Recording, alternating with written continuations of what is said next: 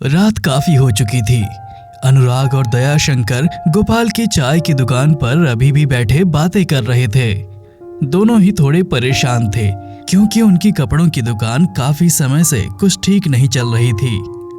अगर हमारी दुकान ऐसे ही घाटे में चलती रही तब तो फिर हमें दुकान बंद करनी पड़ जाएगी। कह तो तुम ठीक रहे हो, लेकिन हम अपनी दुकान यूं ही बंद नहीं होने देंगे। हमें कुछ तो करना ही पड़ेगा। पर हम करें क्या? मेरी तो कुछ समझ नहीं आ रहा। तुम्हारे पास कोई उपाय हो तो बताओ। नहीं, अभी तो मेरे पास कोई भी उपाय नहीं है। दोनों बातें कर ही रहे थे कि इतने में कैलाश चाचा वहां आ जाते हैं। तुम दोनों बड़ी देर से यहीं बैठे हो। आज घर जाने का इरादा नहीं है क्या? घर जाकर भी क्या करें चाचा?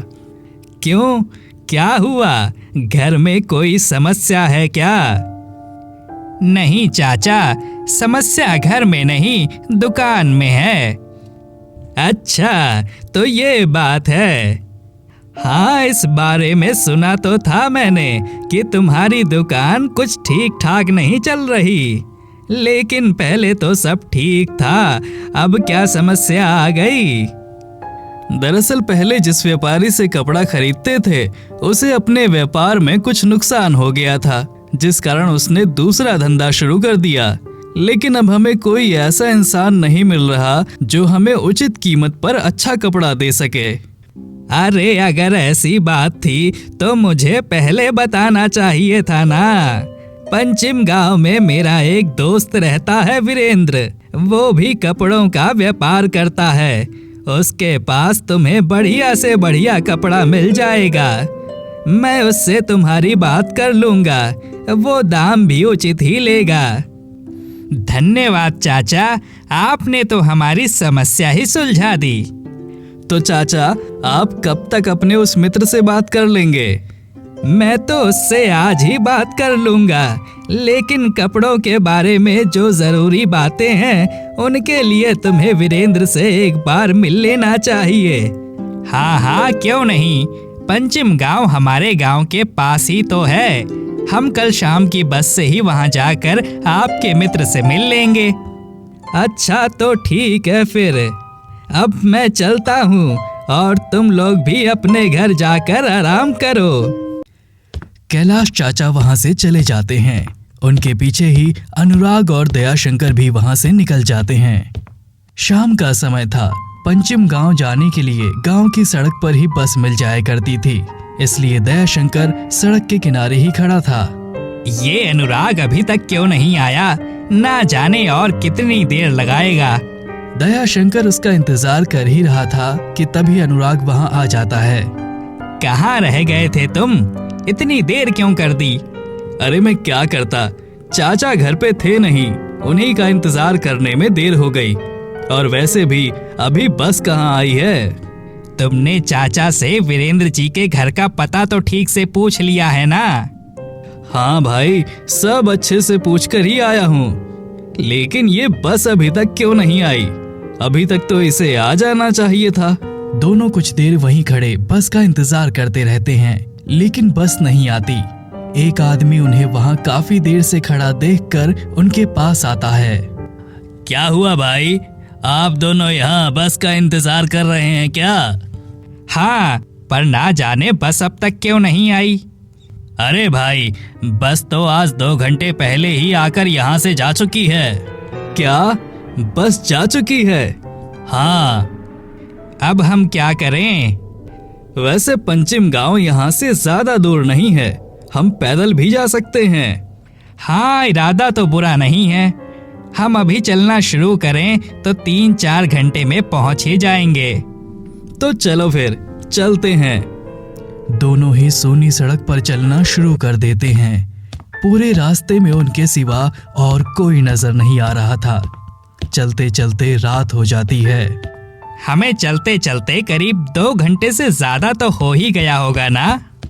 पंचिम गांव तक पैदल जाना उतना भी आसान नहीं है जितना मैंने सोचा था। अभी तक आधा रास्ता भी पार नहीं हुआ, लेकिन मेरे पैरों में दर्द होना शुरू हो गया है। तभी उन्हें वहां एक मंदिर नजर आता है। दोनों बाहर से ही देवी माँ को प्रणाम करके आगे बढ़ने लगते हैं, पर तभी मंदिर के पुजारी उन्हें रोककर पूछते हैं, इतनी रात में तुम दोनों इस सूने रास्ते पर कहाँ के लिए निकले हो? हम कुछ काम से पंचम गांव जा रहे हैं। हम बस से जाने वाले थे, पर बस पहले ही जा चुकी थी और काम जरूरी था, इसलिए पैदल जाने का इरादा कर लिया। मेरी मानो तो रात के समय तुम दोनों का इस रास्ते से जाना ठीक नहीं है। तुम लोग वापस लौट जाओ। लेकिन क्यों पुजारी जी? हाँ पुजारी जी, हमें वहां से क्यों नहीं जाना चाहिए? कोई कारण? कारण तो मैं तुम्हें अभी नहीं बता सकता, और बता भी दूं तो शायद तुम लोग यकीन नहीं कर पाओगे। इसलिए मैं बस इतना ही कहूंगा कि तुम्हें इस रास्ते से नहीं जाना चाहिए। इतना बोलकर पुजारी जी वहां से चले जाते हैं। पुजारी जी ने ऐसा क्यों कहा कि हमें इस रास्ते से नहीं जाना चाहिए? पर अब तो हम आधी दूर आ गए हैं, यहाँ से लौट जाना तो मूर्खता होगी। वो दोनों फिर चलना शुरू कर देते हैं। कुछ देर और लगातार चलने के बाद पंचम गांव बस आने ही वाला था। आज की ये रात तो जैसे कुछ ज्यादा ही काली है।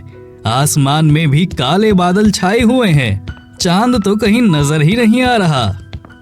तुमने महसूस किया अनुराग, जब से हम इस गांव के करीब आए हैं, यहाँ एक अजीब सा सन्नाटा फैला हुआ है। सही कहा तुमने, यहाँ की खामोशी में जैसे कोई डर बसा हो। तभी दयाशंकर का पैर एक पत्थर से टकरा जाता है और उसे चोट लग जाती है। आह, मेरा पैर! अनुराग उसके पैर को देखने लगता है। अरे, पैर में तो गहरा घाव हो गया है। तभी पता नहीं कहां से उनके पास एक अधेड़ उम्र की औरत आ जाती है और दया के पैर की चोट देखकर कहने लगती है, अरे बेटा, तुम्हारे पैर से तो खून निकल रहा है। मेरा घर यहीं पास में है, मेरे साथ चलो, मैं तुम्हारी चोट में पट्टी बांध देती हूँ। धन्यवाद माँ जी, लेकिन इसकी कोई आवश्यकता नहीं है। हम चले जाएंगे, थोड़ी सी चोट है, ठीक हो जाएगी। अरे, ऐसे कैसे ठीक हो जाएगी? मैं कह रही हूँ ना, मेरे साथ चलो।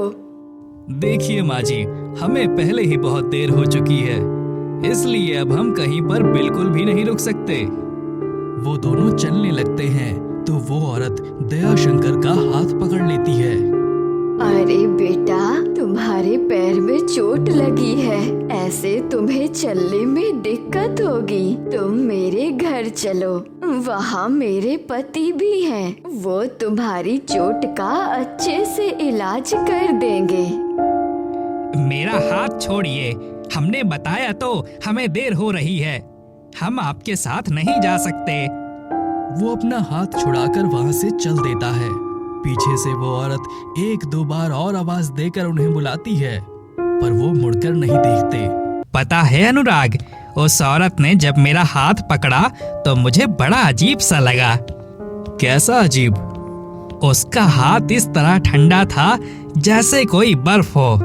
एक पल को तो मुझे ऐसे लगा जैसे मेरे हाथ पर किसी ने बर्फ ही रख दी है। वो औरत भी बड़ी अजीब थी, हमें अपने घर जाने के लिए जबरदस्ती ही करने लगी। कुछ देर और चलने के बाद दोनों वीरेंद्र जी के घर पहुंच जाते हैं। वीरेंद्र जी अपने घर में उनका स्वागत करते हैं। माफ कीजिएगा, इतनी रात में आपको हमारी वजह से तकलीफ हुई। अरे नहीं, इसमें तकलीफ कैसी? मुझे कैलाश ने तुम लोगों के बारे में पहले ही बता दिया था। आप लोग पहले कुछ देर आराम कर लीजिए, कुछ खा पी लीजिए, फिर बैठकर काम की बात करेंगे। वीरेंद्र जी उन दोनों को अपने साथ कमरे में ले जाते हैं। अनुराग, दयाशंकर और वीरेंद्र तीनों बैठकर बातें कर रहे थे। वीरेंद्र जी, सौदा तो हमारा तय हो गया। अपनी दुकान के लिए हम आपसे ही कपड़ा लिया करेंगे। जी बहुत धन्यवाद। अच्छा वीरेंद्र जी, अब हमें चलना चाहिए। बात तो हमारी हो ही गई है। तो अब अगली बार कपड़े लेने के लिए हम अपना इंतजाम करके आएंगे। शायद कल रात मैंने आप दोनों को पैदल आते देखा था। जी हाँ, हम बस से आने वाले थे, पर वो पहले ही जा चुकी थी तो हमें पैदल ही आना पड़ा। और अब आप लोगों को यहाँ से भी पैदल ही जाना होगा, क्योंकि हमारे गांव में सवारी का कोई साधन नहीं है। कोई बात नहीं, अब पैदल आ गए थे तो चले भी जाएंगे, घर तो हमें लौटना ही है। अनुराग और दयाशंकर वहां से चल देते हैं। चलते चलते शाम हो जाती है, पर आसमान में छाए काले बादलों के कारण ऐसा लग रहा था जैसे रात हो। देखते ही देखते आसमान में जोरदार बिजली कड़कती है और बारिश शुरू हो जाती है। अब ये क्या, इस बारिश को भी अभी शुरू होना था। एक तो वैसे भी इतना लंबा सफर पैदल तय करना कितना मुश्किल था, ऊपर से इस बारिश ने हमारी समस्या और बढ़ा दी। अब क्या हम भीगते हुए घर जाएंगे? वो देखो, वहाँ एक घर नजर आ रहा है। चलो हम वहाँ रुककर कुछ देर बारिश रुकने का इंतजार कर लेते हैं। अनुराग और दयाशंकर उस घर के पास जाकर आवाज देते हैं, कोई है? कोई है यहाँ? एक बूढ़ी औरत हाथ में लालटेन लिए दरवाजा खोलती है। अरे आप तो वही हैं जो कल रात हमें मिली थी।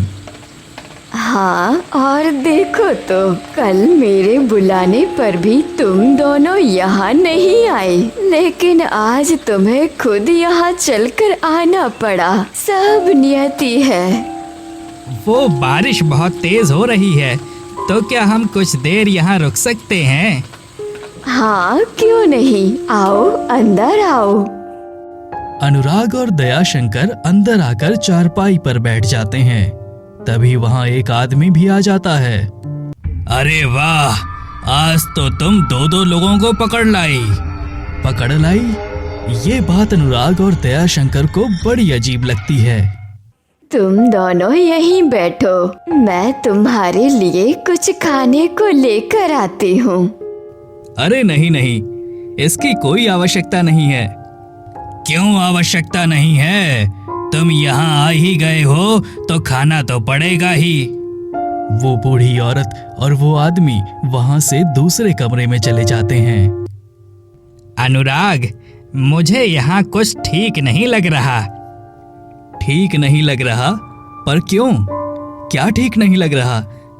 जब वो औरत और आदमी यहाँ पर खड़े थे तो तुमने देखा उन दोनों की परछाई नजर नहीं आ रही थी। तो इससे तुम्हारा क्या मतलब है? अरे मूर्ख, तुम्हें नहीं पता क्या? भूत प्रेत की भी परछाई नजर नहीं आती। ये कैसी बातें कर रहे हो दया? एक तो वो बेचारे इतनी रात में हमारे लिए परेशान हो रहे हैं, और तुम उनके बारे में कैसी अनाप शनाप बातें कर रहे हो। मैं सही कह रहा हूँ अनुराग, हमें यहाँ से चलना चाहिए। वैसे भी बारिश अब बंद हो गई है। दयाशंकर उठकर खड़ा हो जाता है और बाहर जाने लगता है। अनुराग उसे रोकते हुए कहता है, अच्छा ठीक है भाई, अगर तुम कहते हो तो हम चलते हैं, लेकिन जाने से पहले हमें उन लोगों को बता तो देना चाहिए कि हम यहाँ से जा रहे हैं। ठीक है, चलो बता दो। दोनों उनके कमरे के पास जाकर देखते हैं, वहाँ एक औरत का डरावना कंकाल चूल्हे के पास कुछ बनाने में लगा था, तो दूसरी तरफ आदमी का कंकाल चाकू में धार लगा रहा था। ये देखकर तो अनुराग और दयाशंकर की चीख निकल जाती है। हे भगवान, मैंने कहा था ना तुमसे कि ये लोग भूत हैं, पर तुमने मेरी बात नहीं मानी। अब देख लिया ना तुमने अपनी आंखों से। तो तुम लोगों ने हमें देख ही लिया। अच्छा ही हुआ, अब हमें तुम्हारे सामने इंसान बनने का नाटक तो नहीं करना पड़ेगा। अब तू यहाँ खड़ा इनकी बातें क्यों सुन रहा है? चल जल्दी भाग यहाँ से। डर के मारे तो जैसे मेरे पैर ही जम गए थे, दिमाग ने काम करना ही बंद कर दिया था। वो दोनों वहां से भाग निकलते हैं। वो दोनों कंकाल उनका पीछा कर रहे थे। तुम लोग हमें यहाँ अकेले छोड़कर नहीं जा सकते, आओ हमारे साथ चलकर रहो। अनुराग और दयाशंकर बिना रुके बस भागते रहते हैं। वो जानते थे कि अब अगर गलती से भी वो रुक गए तो उनका बचना मुश्किल होगा। दोनों भागते हुए इस मंदिर के पास आकर रुक जाते हैं। अनुराग पीछे मुड़कर देखता है, तभी वहां पुजारी जी आ जाते हैं। भगवान का लाख लाख धन्यवाद है, अब उन भूतों ने हमारा पीछा छोड़ दिया। क्योंकि हम मंदिर के पास आ चुके हैं। क्या हुआ? तुम्हारे चेहरे का रंग क्यों उड़ा हुआ है? अरे पुजारी जी, कुछ देर पहले बहुत तेज बारिश हो रही थी। बारिश से बचने के लिए हम एक घर में रुक गए। लेकिन फिर हमने देखा कि उस घर में इंसान नहीं बल्कि कंकाल रहते हैं। हम वहां से भागे तो उन्होंने हमारा पीछा शुरू कर दिया। उस घर में तुम्हें एक बूढ़ी औरत और एक आदमी मिला होगा ना? हाँ, पर आपको कैसे पता? मेरे साथ भी एक बार ये हादसा हो चुका है और कल रात इसलिए मैंने तुम्हें इस रास्ते पर जाने से मना किया था। वो आत्माएं लोगों को बहला फुसला कर अपने साथ ले जाती हैं और फिर उन्हें मारकर उनकी आत्माओं को अपने साथ शामिल कर लेती हैं। हाँ, सही कहा आपने। कल रात भी वो औरत हमें मिली थी और जबरदस्ती हमें अपने घर में ले जाने की कोशिश कर रही थी। पर कल हमारी किस्मत अच्छी थी, हम उसके साथ नहीं गए। और आज हमारी किस्मत बहुत ही बुरी थी जो हम खुद चलकर अपनी मौत के दरवाजे पर पहुंच गए। लेकिन अब तुम्हें उससे कोई खतरा नहीं है। तुम सुरक्षित हो और अपने गांव जा सकते हो। धन्यवाद पुजारी जी, हम चलते हैं। अनुराग और दयाशंकर वहां से अपने गांव की ओर चल देते हैं। आज की ये रात वो अपने जीवन में कभी नहीं भूलेंगे।